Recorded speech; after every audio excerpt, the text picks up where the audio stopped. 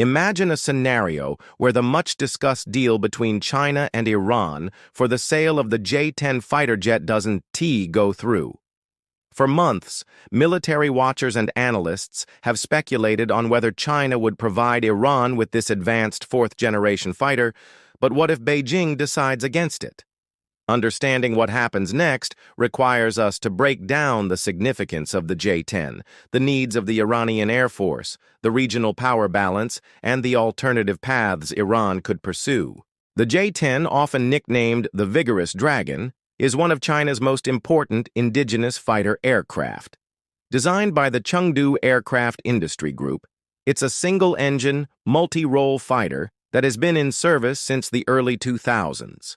Over the years, it has seen multiple upgrades, with the J-10C being the most advanced variant currently in service with the Chinese Air Force. Equipped with an AESA radar, modern electronic warfare systems, and compatibility with China's most advanced air-to-air missiles like the PL-15 and PL-10, the J-10C offers a cost-effective yet highly capable platform for air combat and strike missions. For a country like Iran, which has long suffered under international sanctions and operates an outdated fleet of aircraft, the J-10C would represent a huge leap forward.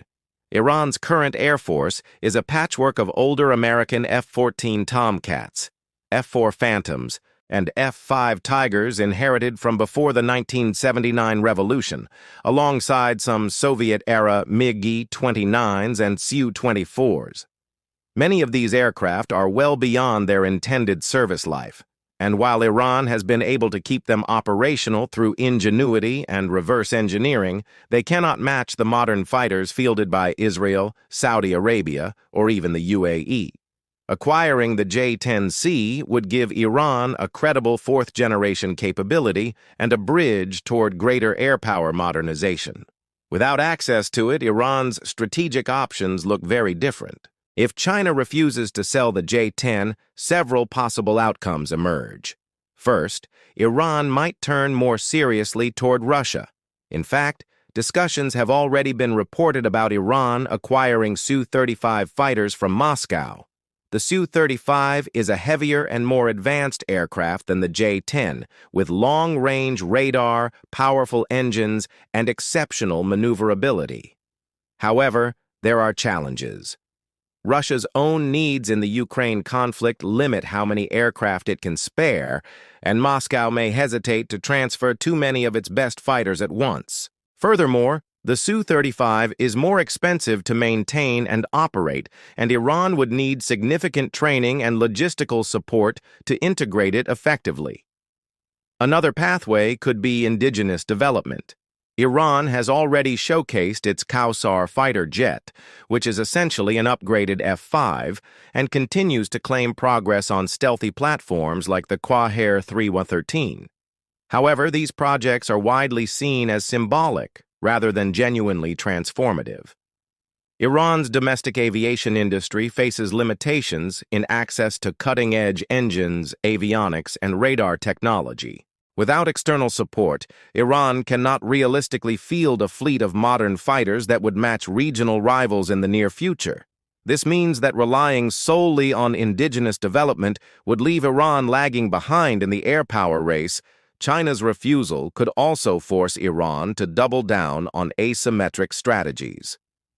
Over the last decade, Iran has invested heavily in drones, cruise missiles, and air defense systems. These have already demonstrated effectiveness, such as during strikes on Saudi oil facilities in 2019. Drones like the Shahed 136 have become a core part of Iran's defense and export portfolio.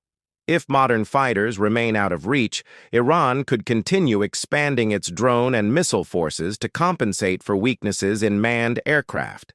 This approach would align with Iran's doctrine of fighting smart rather than trying to match rivals' aircraft for aircraft. Yet, while drones and missiles can harass or deter adversaries, they cannot fully replace the role of modern fighters in controlling airspace. On the geopolitical level, if China holds back from selling the J-10, it may signal broader caution in Beijing's relationship with Tehran. China balances its ties with Iran against its far larger economic relationships with Gulf states like Saudi Arabia and the UAE, as well as its interest in avoiding direct confrontation with the United States. Selling advanced fighters to Iran risks alienating those partners and inviting backlash. A refusal could therefore be seen as China prioritizing its global strategy over Iran's requests. For Tehran, this would be a disappointment, but not necessarily a surprise, since Iran has often faced limitations even from its closest partners. From Washington's perspective, China withholding the J-10 from Iran would be viewed positively. It would slow down Iran's modernization and reduce the urgency of countering a suddenly more capable Iranian air force. Regional rivals like Israel and Saudi Arabia would also welcome this development, as it would maintain their current qualitative edge in air combat. In fact, it could give them greater confidence in their own deterrence posture, knowing that Iran remains limited to older platforms and asymmetric tools rather than fully modern fighters. However, Iran is unlikely to sit idly by. A China refusal could push Tehran into deeper dependence on Russia, not just for fighters but for other defense technologies. It could also encourage Iran to strengthen ties with North Korea in areas like missile and drone technology. In this way, China's decision could unintentionally shift Iran further into a Russia-Iran-North Korea triangle, which might complicate global security dynamics in other ways. The refusal might also accelerate Iran's pursuit of nuclear capabilities, as Air Force weakness could strengthen arguments inside Tehran that only nuclear deterrence guarantees survival against adversaries with superior conventional forces. There is also a possibility that Iran might still get limited support from China in other forms, even if the J-10 deal is denied. This could mean transfers of radar systems, surface-to-air missile batteries, or even technologies that can be integrated into indigenous projects. Such indirect support would allow China to keep Iran engaged without crossing the red lines of openly selling advanced fighters. This middle ground approach fits China's style of careful strategic balancing in the Middle East. For Iran's military planners, the absence of the J-10 would mean continued reliance on creative tactics. Expect more emphasis on integrating drones with manned aircraft, more development of electronic warfare, and greater reliance on layered air defenses. Iran would continue to signal strength by showcasing missile strikes and drone swarms rather than displaying new fighter squadrons. In many ways, this asymmetry has already become Iran's trademark, and the failure to acquire the J-10 would reinforce this trajectory rather than fundamentally alter it. The regional power balance would remain tilted. Israel, with its fleet of F-35 stealth fighters and advanced F-15 and F-16 variants, would continue to enjoy overwhelming superiority in the skies. The Gulf states, backed by U.S. equipment like the F-15SA and the Eurofighter Typhoon, would also remain ahead. Iran would still struggle to contest air superiority in any conventional sense. Its strength would lie in making the costs of war too high through missiles and proxy networks, rather than challenging opponents in classic air-to-air battles. At the same time, it is worth noting that the J-10 deal, while attractive for Iran, would not completely close the gap. Even if Iran had acquired the J-10C, it would still face significant challenges in pilot training, operational integration, and logistics under sanctions. Advanced aircraft are not just about the platform, but about the ecosystem that supports them. Without decades of experience in managing modern fighters, Iran would have faced a steep learning curve. In that sense, the refusal of the deal would not be a total game-changer, but rather a continuation of Iran's long-standing difficulties in upgrading its air force. Looking at the broader picture, the J-10 issue highlights the reality of Iran's defense dilemma.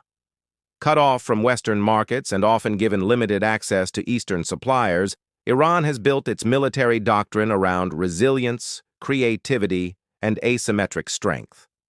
A Chinese refusal to sell fighters would simply confirm the logic behind that doctrine. It would frustrate Tehran's ambition for parity in the skies, but it would not leave Iran defenseless. Instead, Iran would lean even more heavily on the tools it already excels at, while keeping the dream of a modern fighter fleet alive through its partnerships with Russia and other sympathetic states. In the end, the question of what happens if China doesn't sell the J-10 to Iran is really about the continuation of Iran's long-term strategic path. Rather than suddenly changing the game, it reinforces the trends already visible. Iran remains boxed in when it comes to modern fighters, but it compensates through missiles, drones, and regional influence. China avoids unnecessary risks by holding back, while Russia stands as the more likely supplier of advanced aircraft. Regional rivals keep their edge, and the balance of power remains in their favor for the foreseeable future.